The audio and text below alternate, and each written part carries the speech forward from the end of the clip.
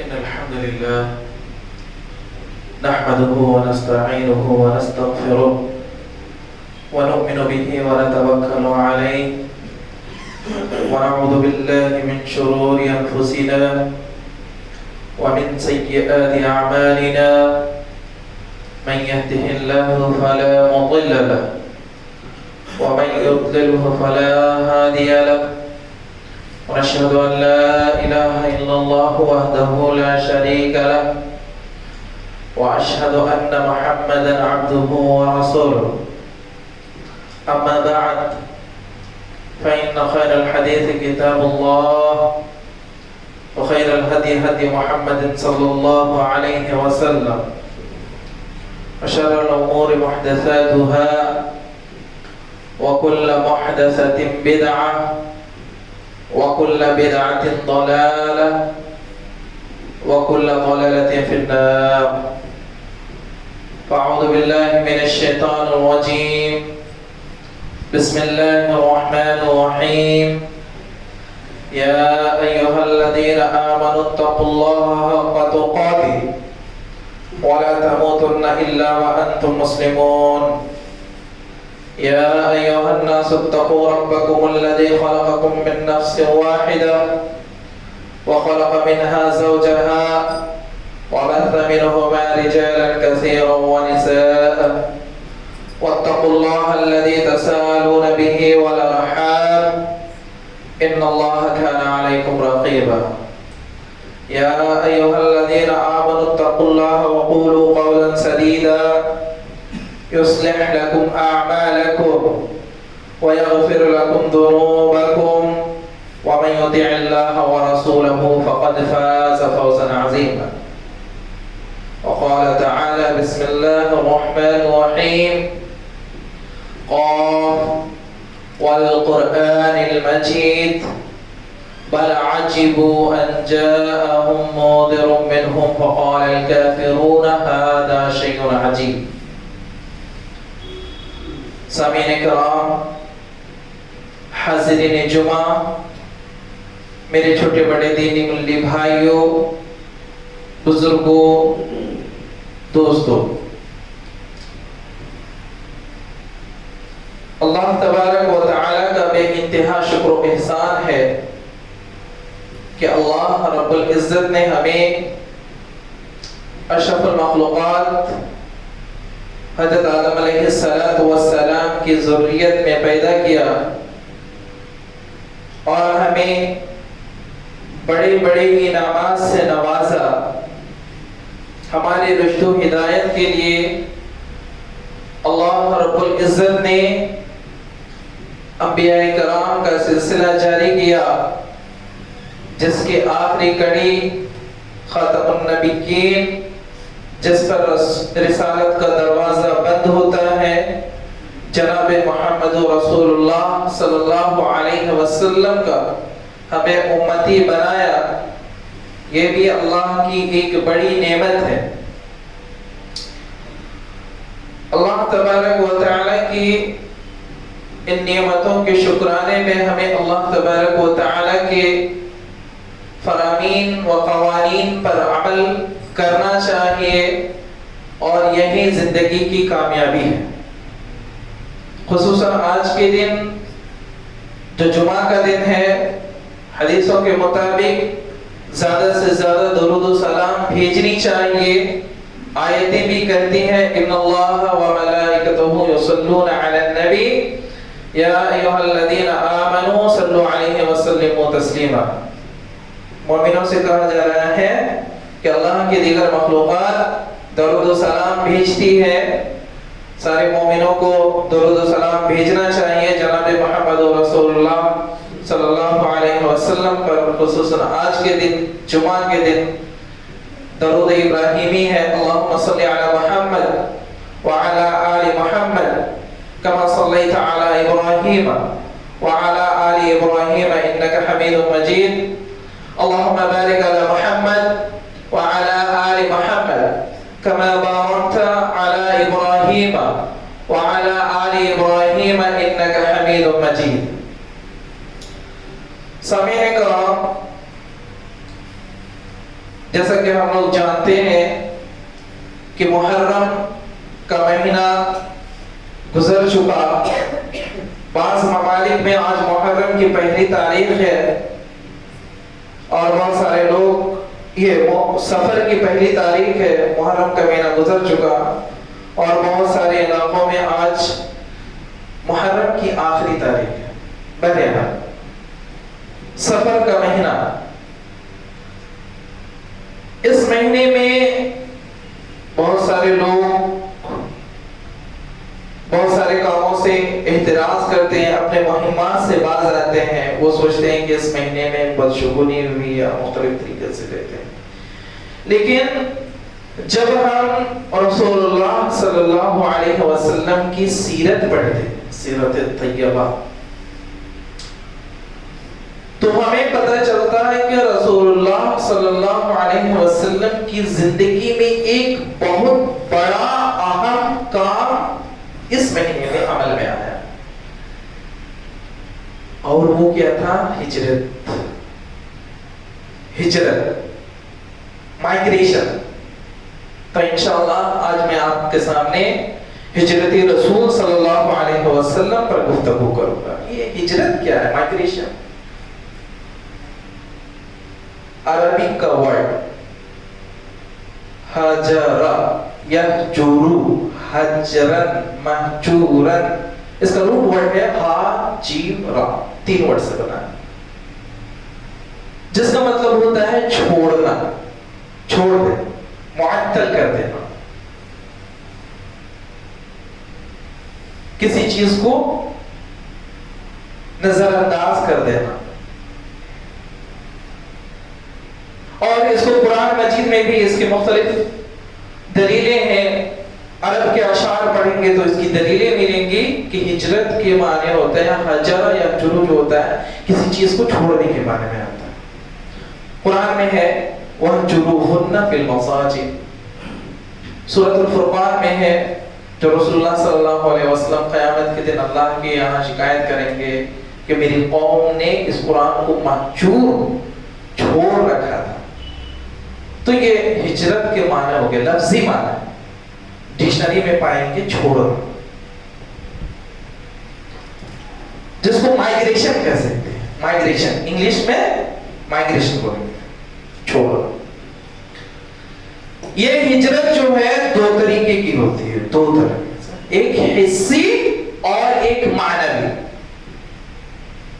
حسی اور معنوی. حسی ایسی ہجرت جس میں ہم اپنے احساسات جو ہمارے ہوتے ہیں، مختلف قسم کے گناہوں سے باز آ جانا.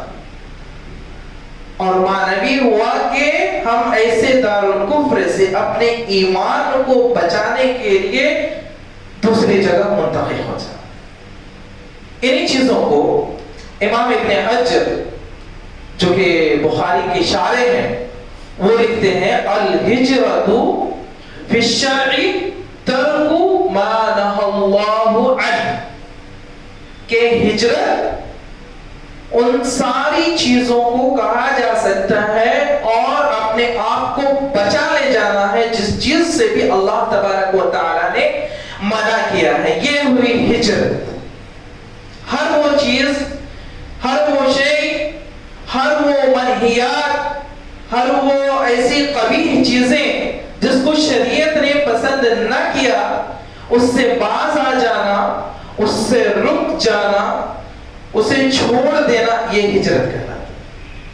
بعض علماء کرام ہجرت کی شرعی تعریف کرتے ہوئے کہتے ہیں کہ ترک دار الکفر والخروج منها الى دار السلام، دار الاسلام، کہ کفر کی چیزوں کو چھوڑتے ہوئے، کفر کی جگہ کو چھوڑتے ہوئے ایسی جگہ چلے جانا جہاں پر اسلام پر عمل کرنا ہمارے لیے آسان ہو یا اسلام کو قائم کرنا آسان ہو، تو اسے ہجرت کہتے ہیں. انبیاء کرام کی زندگی میں دیکھیں گے کہ جتنے بھی انبیاء کرام تھے ان کی زندگی میں اس ہجرت کے پہلو کو ضرور دیکھتے ہیں. موسیٰ علیہ السلام ہجرت کرتے ہیں ایک جگہ سے دوسری جگہ تک، شعیب علیہ فرعون کی حکومت سے وہ ہجرت کرتے ہوئے شعیب علیہ السلام کے پاس جاتے ہیں. لوط علیہ السلام کا قصہ دیکھتے ہیں تو وہاں ہمیں ملتا ہے کہ وہ بھی ہجرت کرتے ہیں. جب ان پر عذاب آتا ہے ان کی قوم پر تو انہیں کہا جاتا ہے بستی چھوڑ کر کے جاؤ. حضرت ابراہیم علیہ السلام کی زندگی میں دیکھتے ہیں کہ وہ بھی ایک جگہ سے ہجرت کرتے ہیں دوسری جگہ. بہرحال انبیاء کرام کی جو زندگیاں ہیں ان میں ہجرت ملتا ہے. ہجرت یہ صرف قصے کہانی نہیں، اس میں ایک بڑا درس ہے مسلمانوں کے لیے. انشاءاللہ میں آج کے خطبے میں ضرور بتاؤں گا کہ وہ درس اس ہجرت میں کیا پنہا، اس ہجرت میں مسلمانوں کے لیے بڑا درس کیا رکھا. تو ہم دوسری باتوں سے بالاتر ہوتے ہوئے ڈائریکٹ سے آتے ہیں کہ رسول اللہ صلی اللہ علیہ وسلم کی ہجرت کی طرف. وقت ناکافی رہتا ہے. رسول اللہ صلی اللہ علیہ وسلم کو نبوت ملی. نبوت کی 11ویں سال یثرب نامی جگہ سے. پہلے جو حال کا سعودیہ عربیہ ہے اس کے جغرافیائی سسٹم کو سمجھے کہ اس کے شمال میں مدینہ ہے اور جنوب میں یمن ہے. اس کے اوپر سائڈ مدینہ ہے اور نیچے کے سائڈ میں یمن. اور مدینہ اس دور میں یثرب کہلاتا. مکہ ایک سینٹر تھا، ٹریڈ سینٹر، جہاں پر لوگ حج کے موسم میں، اس وقت بھی حج کیا جاتا تھا، حج کے موسم میں لوگ جمع ہوتے تھے، ٹریڈ کے لیے بھی جمع ہوتے تھے. تو رسول اللہ صلی اللہ علیہ وسلم سن 11 نبوت میں جو حج کے لیے آئے ہوئے لوگ تھے یثرب سے اور مختلف جگہوں سے وہاں جاتے ہیں اور انہیں اسلام کی دعوت پیش کرتے ہیں. اسلام کی دعوت پیش کرتے ہیں اور ان میں سے 6 لوگ اسلام قبول کر لیتے ہیں. اب یہ 6 لوگ سن 11 نبوت میں جب واپس جاتے ہیں، 11 نبوت کا مطلب ہوتا ہے جو نبی صلی اللہ علیہ وسلم کو جو اقرا کا ملا تھا نا پہلا درس، اس وقت سے لے کر کے 11واں سال، یعنی پہلی نبوت دوسری نبوت. ہجرت الگ چیز ہے اور نبوت الگ چیز ہے، اس چیز کو سمجھیے گا. تو 11ویں سال، نبوت کے 11ویں سال یہ 6 لوگ یثرب کے لوگ اسلام قبول کرتے ہیں اور اپنے علاقے میں جاتے ہیں اور اسلام کی دعوت پیش کرتے ہیں اپنے قبیلے والوں میں، یعنی کہ اوس اینڈ خزرج میں. خزرج اس وقت یثرب میں رہنے والی 2 بڑی قوم تھی اور ان میں یہ دعوت پیش کی جاتی ہے. نیکسٹ سال کیا ہوتا ہے کہ باقاعدہ طور پر 12 لوگ آتے ہیں جس میں کہا جاتا ہے کہ 2 عورتیں اور کچھ لوگ کہتے ہیں کہ 4 عورتیں، کچھ عورتوں کے ساتھ بھی مع عورتوں کے آتے ہیں لوگ اور رسول اللہ صلی اللہ علیہ وسلم کے ساتھ باقاعدہ طور پر بیعت کرتے ہیں اسی حج کے موسم میں، یعنی سن 12 نبوت میں. دوسرے سال کا قصہ ہے. سن 12 نبوت میں رسول اللہ صلی اللہ علیہ وسلم کے ہاتھ پر بیعت کرتے ہیں جسے بیعت عقبہ اولا کہا جاتا ہے. بیعت عقبہ اولا یعنی کہ پہلی بیعت ہوتی ہے رسول اللہ صلی اللہ علیہ وسلم کے ہاتھ.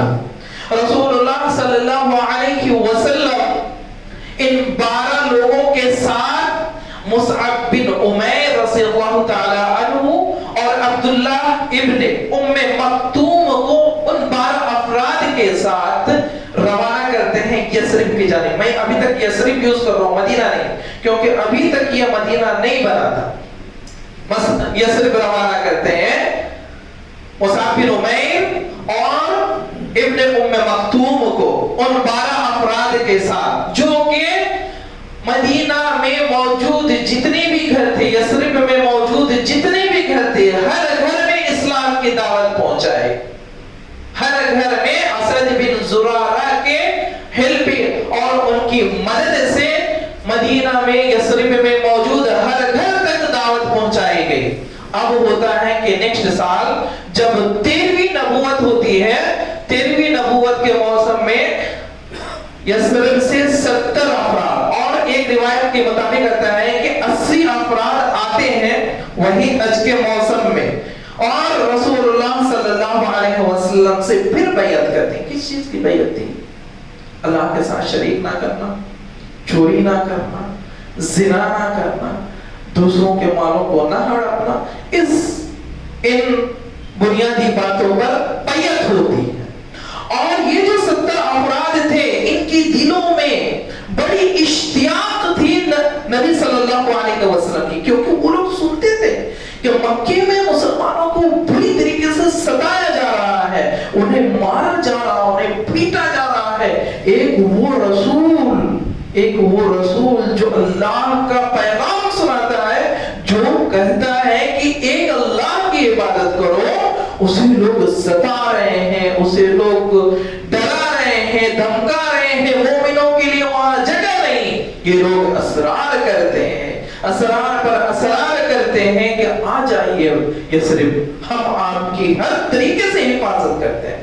تو یہ جو 13 نبوت میں جب یہ بیعت ہو رہی تھی, اس وقت رسول اکرم صلی اللہ علیہ وسلم کے چچا عباس بن عبد المطلب ابھی اسلام قبول نہیں کیے تھے. وہ بھی اس موقع پر حاضر تھے, اس موقع پر حاضر تھے. یثرب والوں کی باتیں سن کر کے, ان کی اسرار کو سن کر کے وہ بڑے اشتیاق کے. عباس کہتے ہیں کہ محمد ہمارے اپنے قبیلے میں محفوظ ہے, وہ اپنے خاندان میں محفوظ ہے, ہم ان کی حفاظت کرتے ہیں. تم انہیں لے جانا چاہتے ہو تو تمہیں اسی طرح حفاظت کرنی ہوگی جس طرح کہ تم اپنی اولاد کی حفاظت کرتے ہو, جس طرح کہ تم اپنی ضروریت کی حفاظت کرتے ہو. جب حضرت عباس اپنی ساری باتوں کو ختم کرتے ہیں تو کعب اٹھ کھڑے ہوتے ہیں, رسول اللہ صلی اللہ علیہ وسلم سے کہتے ہیں کہ اب آپ خود فیصلہ کریں کہ آپ کیا کرنا چاہتے ہیں. ادھر یہ بیعت عقبہ ثانیہ ہو رہا تھا, اور اس کے ہونے کے بعد پوری طریقے سے نبی کریم صلی اللہ علیہ وسلم مکہ کے ان نادار مسلمانوں سے کہا گیا جو کہ بہت ہی کمزور مسلمان تھے, ایمانی طور پر نہیں, ایمان ان کا بڑا مضبوط تھا, وہ دوسروں سے فائٹ نہیں کر پا رہے تھے, یہ ان کی کمزوری تھی. فائٹ کر بھی پاتے لیکن ابھی اللہ کا حکم نہ آیا تھا.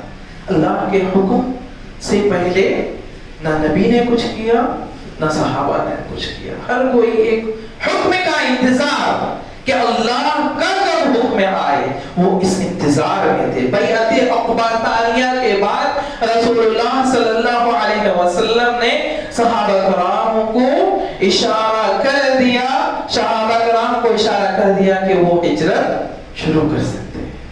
اب صحابہ کرام کی جماعتیں ہجرت کرنا شروع کر دیں.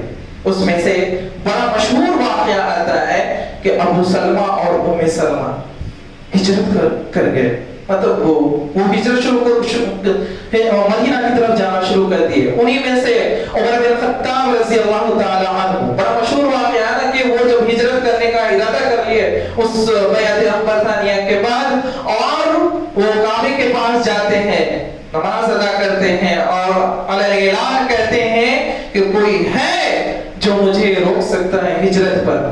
تو اب مسلمان پوری طریقے سے ہجرت کرنا شروع کر دیا, مائگریٹ کرنا شروع کر دیا. یعنی کہ اس کو یہ کہہ سکتے ہیں کہ مسلمان اب سینٹرلائز ہونا شروع ہو گئے.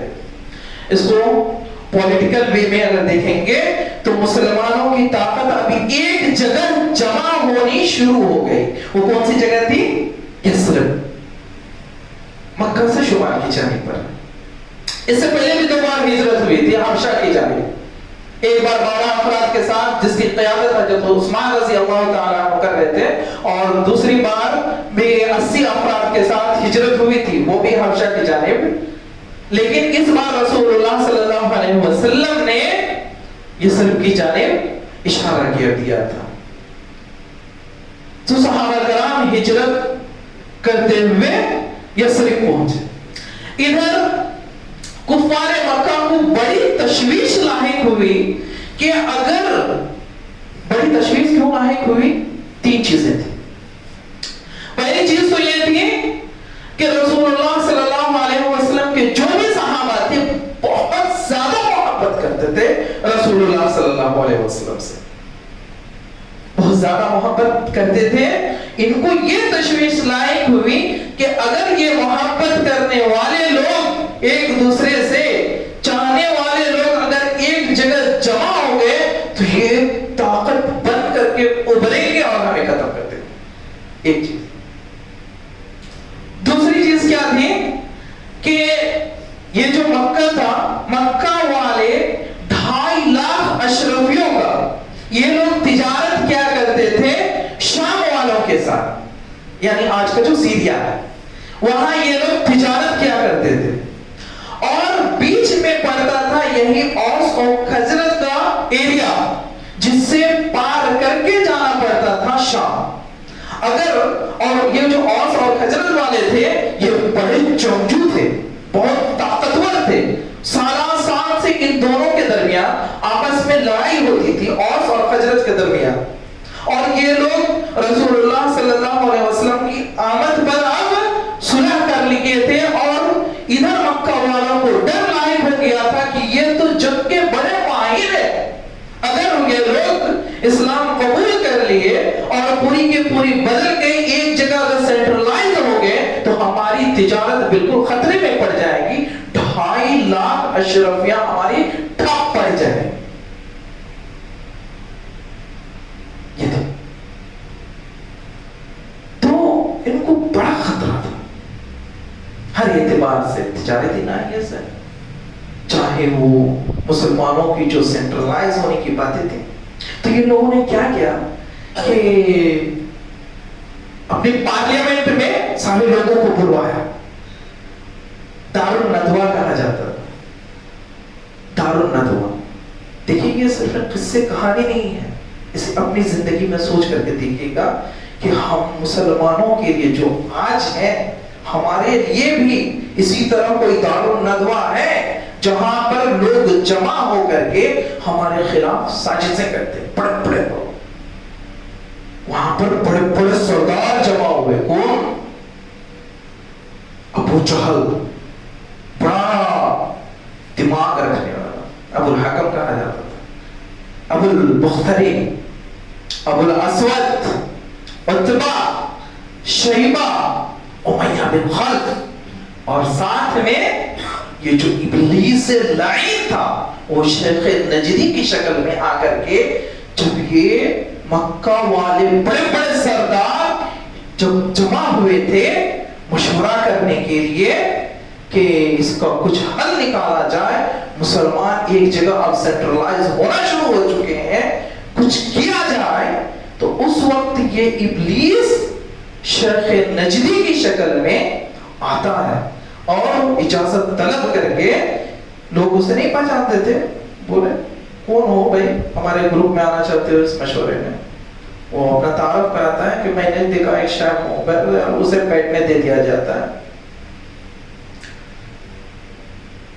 ایسے ایسے مشورے ہوئے جو دلوں کو کانپنے پر مجبور کر دیتے. کوئی کہتا ہے کہ اسے جلا وطن کر دیا جائے. جلا وطن ہم لوگ اس کو اگر سمپل سا ہندوستانی لینگویج میں سمجھے تو جیسے جو کالا پانی کی سزا دیتے تھے انگریز نا، اسی طرح کی چیز. ملک بدل کر دیا جائے یا اس سے قید کر دیا جائے، یہ کوٹری میں قید کر دیا جائے. کچھ لوگوں نے یہ کہا، کچھ لوگوں نے کہا کہ نہیں، اسے بالکل ہاتھ پاؤں پیر کر کے ایک دم بالکل اس کی زمین کو تنگ کر دی جائے. لیکن یہ جو شیخ نجدی ابلیس آیا تھا اس نے کہا کہ نہیں، یہ سارے مشورے کام نہیں ہوں گے، کیونکہ اگر ہم اسے جلا وطن کریں گے تو اس کے صحابہ، اس کے چاہنے والے اتنی زیادہ اسے چاہتے ہیں، وہ لوگ جا کر کے وہاں اپنا اڈا بنا لیں گے. کچھ لوگوں نے جو کہا تھا کہ اسے قید کر دیں گے، اسے باندھ دیں گے، شیخ نجدی نے کہا کہ تم کتنے دن تک بات رکھ سکو گے؟ دوسرے ہی لمحہ اس کے ساتھی آئیں گے اور اسے چھڑا دیں گے۔ ابو الحکم ابو جہل نے کہا کہ کیوں نہ ایسا کیا جائے کہ ہر قبیلے سے ایک شخص آئے، اس کے ہاتھ میں ننگی تلوار ہو اور بیک وقت محمد پر حملہ کیا جائے، محمد پر حملہ کیا جائے۔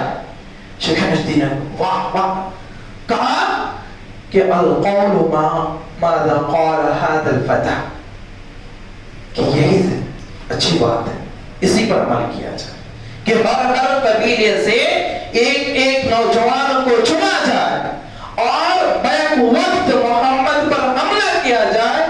اس سے یہ عبد مناف والے یعنی قریش کا جو یہ ڈسینڈنٹ قبیلہ تھا وہ سارے عرب والوں سے جو دوسرے قبیلے تھے ان سے بدلہ نہ لے پائے، طے ہو گیا۔ ادھر ایک طرف ادھر اللہ رب العزت نے جبرائیل علیہ السلام کو بھیج کر کے رسول اللہ صلی اللہ علیہ وسلم کے پاس آگاہ کر دیا کہ اس طرح دارالندوہ پارلیمنٹ میں آپ کے لیے سازشیں ہو رہی ہیں ختم کرنے کے لیے۔ آپ لوگ سمجھ سکتے ہیں ہندوستان میں بھی شاید ایسا ہوا ہو یا کسی کنٹری میں ہو تو کھل کر کے بولنے کا موقع نہیں ملتا ہے۔ تو ایسا ہوا کہ اللہ رب العزت نے جبرائیل کو بھیج کر کے محمد صلی اللہ علیہ وسلم کو آگاہ کر دیا محمد صلی اللہ علیہ وسلم اسی وقت حضرت ابو بکر رضی اللہ تعالی عنہ کے گھر کی طرف نکلتے ہیں۔ حضرت عائشہ جو کہ نکاح میں آ چکی تھی لیکن رخصتی نہیں ہوئی تھی، وہ دکھاتی ہے اپنے بابا جان کو کہ دیکھیے محمد آ رہے ہیں۔ ابو بکر سمجھ جاتے ہیں کہ وہ نہ ہو کوئی ضرور اہم معاملہ آ چکا ہے جس کی وجہ سے محمد اس وقت آ رہے ہیں، ورنہ اس وقت وہ نہیں آتے تھے، دوپہر کا وقت ہے، خیلولہ کا وقت ہے۔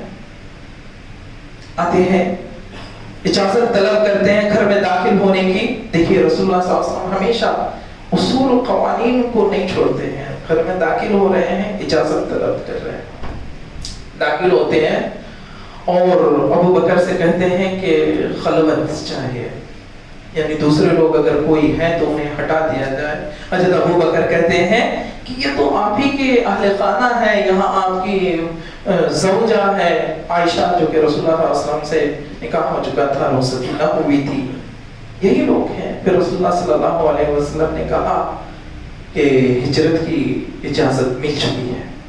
حضرت ابو بکر نے کہا کہ فدا کا ابی و امی یا رسول اللہ الصحبہ، میرے ماں باپ آپ پر قربان ہو اے نبی دو جہاں، کیا میں بھی ساتھ رہوں گا ہجرت کے موقع پر؟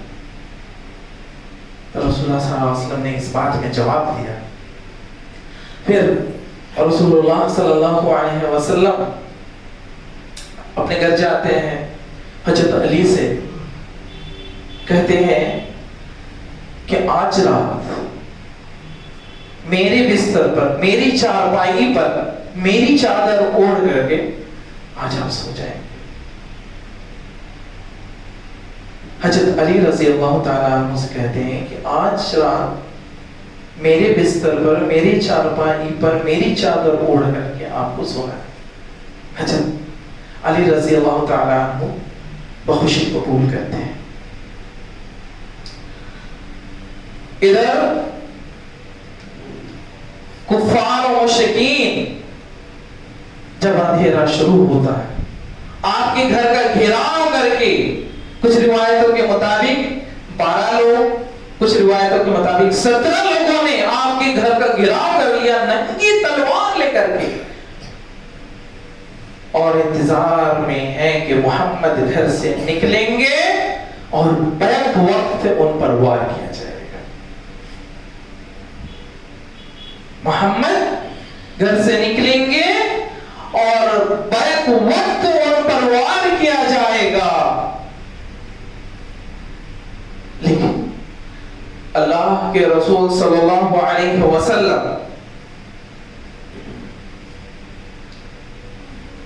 اپنے ہاتھوں میں کچھ کنکریاں لے کر کے سورہ یاسین کی ابتدائی آیت وَجَعَلْنَا مِن بَيْنِ أَيْدِيهِمْ سَدًّا وَمِن خَلْفِهِمْ سَدًّا فَأَغْشَيْنَاهُمْ فَهُمْ لَا يُبْصِرُونَ.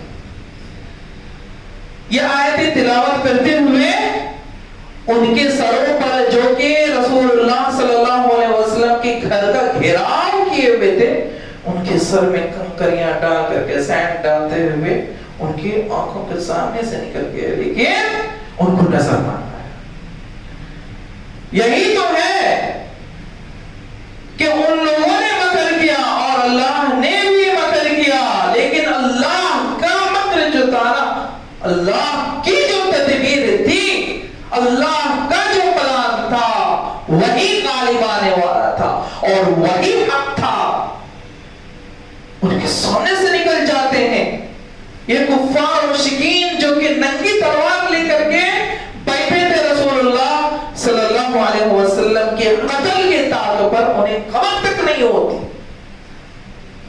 دور سے کوئی دیکھ رہا تھا جو ان لوگوں میں سے نہ تھا, جو گھیراؤ کرنے والوں میں سے نہ تھا, وہ رسول اللہ صلی اللہ علیہ وسلم کو گھر سے نکلتے ہوئے دیکھا کہ یہ سروں پر مٹیاں ڈال کر کے ان کے سامنے سے نکل گئے. وہ آتا ہے فوراً بولتا ہے کہ تم لوگ یہاں کس کے انتظار میں ہو؟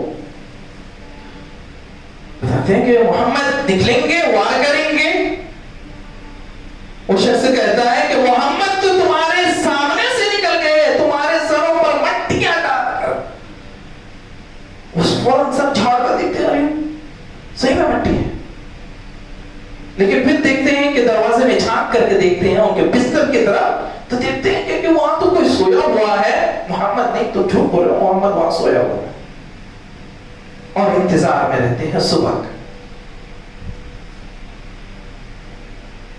ادھر رسول اللہ صلی اللہ علیہ وسلم گھر سے نکل کر کے حضرت ابو بکر کے ساتھ, میں آپ کو بتا چکا کہ یہ جو مدینہ ہے مکہ سے شمال کی جانب ہے, اور رسول اللہ صلی اللہ علیہ وسلم جو اس کا مین روٹ تھا, جو اصلی راستہ تھا, اسے چھوڑ کر کے اس کے مخالف سمت میں گئے, یعنی یمن کی جانب, جہاں پر ایک پہاڑی واقع تھی. اس پہاڑی میں رسول اکرم صلی اللہ علیہ وسلم اور آپ کے غار یار حضرت ابو بکر رضی اللہ تعالی عنہ وہاں پناہ کرتے. ادھر مکہ والے صبح ہوتے ہی دیکھتے ہیں کہ رسول اللہ صلی اللہ علیہ وسلم کے بستر پر محمد نہیں علی ہے. انہیں گھسیٹ کر کے نکالتے ہیں اور ان سے پوچھتے ہیں جبرن کہ بتاؤ محمد کہاں ہے. حضرت علی کہتے ہیں مجھے نہیں معلوم. اور ایک وجہ تھی کہ حضرت علی کو اپنے بستر پر سلانے کے لیے کہ مکہ والوں کے کچھ امانتیں رکھی ہوئی تھی, وہ امانتوں کو واپس لوٹانا تھا. دیکھیں بڑے امین اور صادق تھے نبی, کہ ایک ہجرت کر رہے ہیں, مکہ والوں کی زمین کو چھوڑ کر کے جا رہے ہیں. ہم اگر ہوتے تو کیا ہوتا نا کہ وہ مجھے ستا رہا ہے, چلو اس کے مال کو ڈوبنے دو, اس کے مال کو لے کر کے بھاگ جائے. ایک نبی نہیں, خیانت نہیں ہو سکتی. اور علی بھی ہیں کہ جو امانتیں واپس کر کے کچھ دنوں بعد جا کر کے قباء میں نبی صلی اللہ علیہ وسلم سے ملتے ہیں. ادھر کفار مکہ علی سے جب کوئی جواب نہ ملتا ہے تو فوراً توڑتے ہیں حضرت ابو بکر کے گھر کی طرف. وہاں حضرت اسما جو رسول ابو بکر کی بڑی بیٹی تھی, وہ دروازہ کھولتی ہیں, پوچھتے ہیں. ابو جہل پوچھتا ہے کہ کہاں ہے تمہارے ابا, کہاں ہے محمد. وہ کہتے نہیں, اتنا زور سے چماٹا تان مارتا ہے کہ حدیث میں آتی ہے کہ کان کی بالیاں گر جاتی. پھر یہ لوگ مکہ والے والے اعلان کرتے ہیں ایک بڑا انعام جو بھی محمد یا ابو بکر کا ابو بکر کو زندہ یا مردہ پکڑ کر کے لائے گا اسے ایک دیت کے برابر انعام دیا جائے گا جو کہ 100 اونٹ ہوتا ہے. سارے لوگ پاگل کی طرح محمد اور ابو بکر کو ڈھونڈنے لگے ادھر سے ادھر.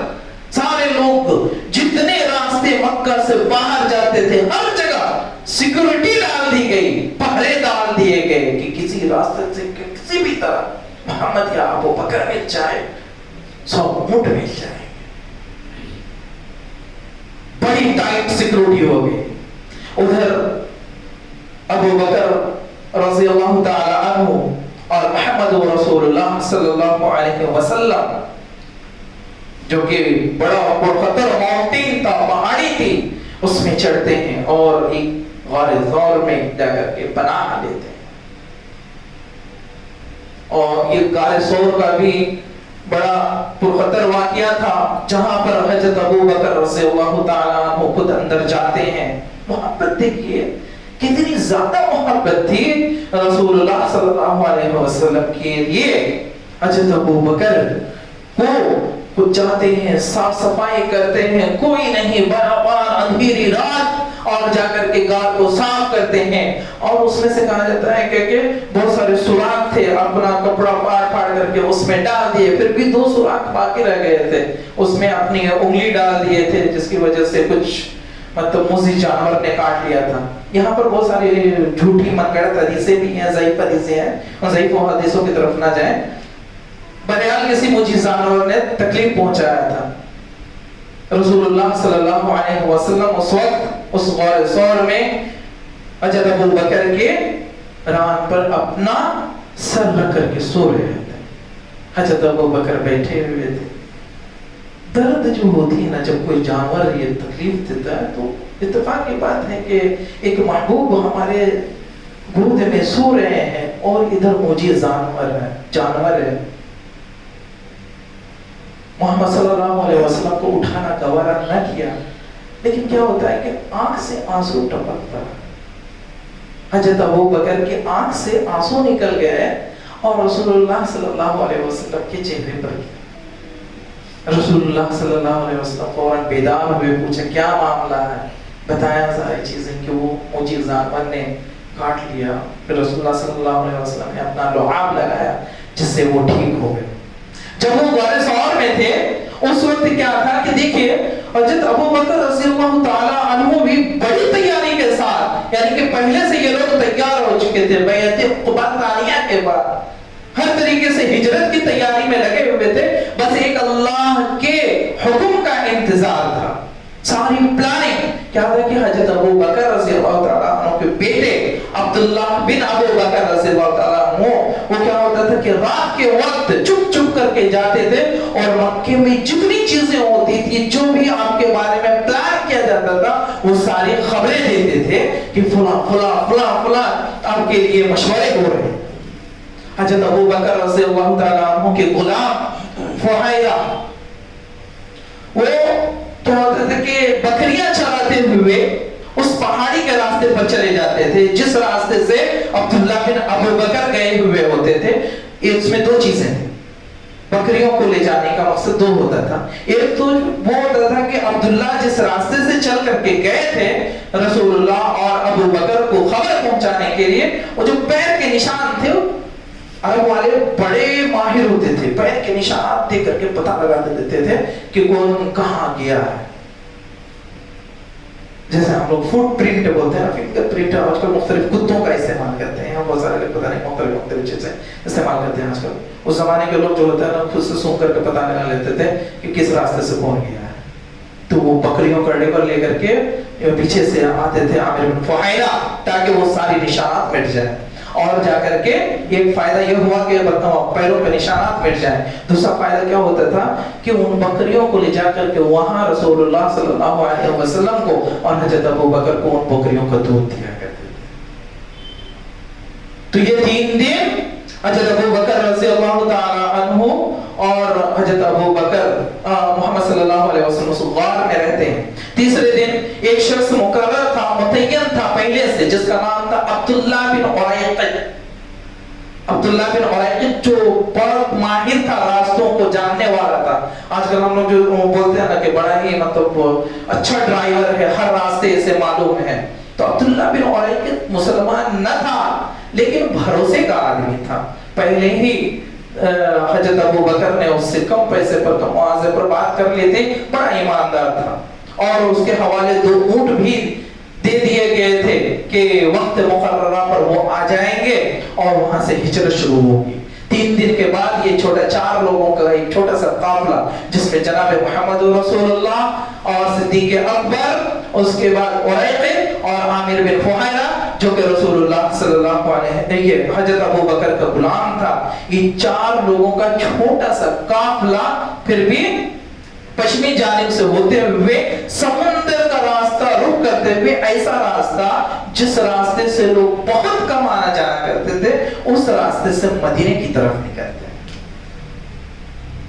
اور سفر شروع ہو جاتا ہے۔ راستے میں کچھ لوگ ملتے ہیں، سراقہ بن مالک جو بنی مدلج کا سردار تھا، اس کا واقعہ مطلب وہ گھوڑا دوڑاتے ہوئے آتا ہے رسول اللہ صلی اللہ علیہ وسلم ابو بکر کو پکڑنے کے لیے، لیکن اللہ کی کرامت یہ تھی کہ اس کا گھوڑا دھس جاتا ہے، ایک بار گر جاتا ہے، تیسری مرتبہ وہ کیا ہوتا ہے کہ خود جناب رسول اللہ صلی اللہ علیہ وسلم سے امان طلب کرتا ہے۔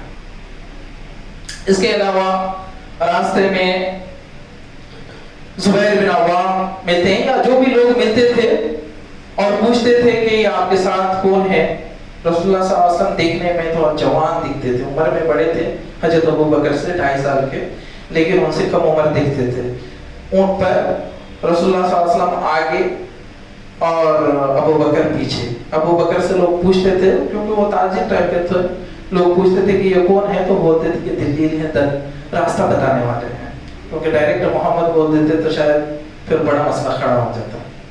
دلیل کا مطلب ہوتا ہے کہ راستہ بتانے والے، ہادی، گائیڈ کرنے والے۔ تو جواب بھی پورا ہو گیا اور سارے مسائل حل بھی ہو گئے۔ بہرحال وہ اپنے راستے سے سمندری ساحلی راستے سے ہوتے ہوئے مدینہ کی طرف روانہ ہوتے ہیں، اور وہ پہنچتے ہیں قبا، جو کہ آج کا قبا ہے، بنی عامر بن عوف کے مقام پر، جہاں پر آج قبا ہے۔ قبا کے یہ 8 ربیع الاول کو وہاں پہنچتے ہیں۔ کچھ روایتوں کے مطابق رسول اللہ صلی اللہ علیہ وسلم 4 دن ٹھہرے، کچھ روایتوں کے مطابق 10 دن ٹھہرتے ہیں، کچھ روایتوں میں مختلف روایتیں ہیں۔ بہرحال رسول اللہ صلی اللہ علیہ وسلم امن و امان کے ساتھ قبا تک پہنچتے ہیں، جہاں پر حضرت علی رضی اللہ تعالی عنہ جن کو وہ اپنے پیچھے چھوڑ کر کے گئے تھے، وہ بھی آ کر کے آپ تک پہنچتے ہیں۔ اور کچھ دنوں کے بعد پھر رسول اللہ صلی اللہ علیہ وسلم یہاں سے پھر منتقل ہوتے ہیں یثرب کی جانب، جہاں پر اوس و خزرج کا قبیلہ تھا، بنو نجار رہا کرتے تھے، وہاں پر پہنچتے ہیں اور آپ کی اٹھنی بنو نجار کے قبیلے میں جا کر کے بیٹھ جاتی ہے، جہاں پر آج ہم دیکھتے ہیں کہ مسجد نبوی ہے۔ دیکھیے مسجد نبوی، اس بات کا یاد رکھے گا، خیال رکھے گا کہ مسجد جہاں بھی یہ لوگ گئے، مسجدوں کی تعمیر کو، مسجد کو ہمیشہ سامنے رکھا، اپنے سامنے رکھا، جہاں بھی گئے مسجدوں کو، کیونکہ یہی مسجد ہوتی ہے جو ان کے لیے قلعہ ہوتا ہے، جو ان کے لیے فورٹ ہوتا ہے، جو ان کے لیے کالج ہوتا ہے، جو ان کے لیے اسکول ہوتا ہے، جہاں صرف نمازیں نہ ادا ہوتی تھی بلکہ ان کے وہاں پر سارے مسائل حل ہوتے تھے۔ وہی ان کا کورٹ تھا، وہی ان کا فیصلہ گاہ تھا، وہی ان کا درسگاہ تھا، وہی ان کی کالج یونیورسٹی ساری تھی۔ آج ہم لوگوں کو بھی یہ جو مسجدیں دیکھتے ہیں، ان مسجدوں کو صرف نماز کے لیے آباد نہ کریں بلکہ تعلیمات کے لیے بھی آباد کریں۔ تو یہاں تک ہوتا ہے کہ رسول اللہ صلی اللہ علیہ وسلم مدینہ پہنچتے ہیں۔ اللہ تبارک و تعالیٰ سے دعا ہے کہ اللہ رب العزت ہمیں جو بھی رسول اللہ صلی اللہ علیہ وسلم کی زندگی کے واقعات ہیں، ان سے ہمیں اپنی زندگی میں درس لینے کی توفیق عنایت فرمائے۔ آمین۔ بارک اللہ لنا ولکم فی القرآن المجید ونفعنا وإياكم بذکر الحمید انہ تعالی جواد کریم ملک بر رؤوف رحیم۔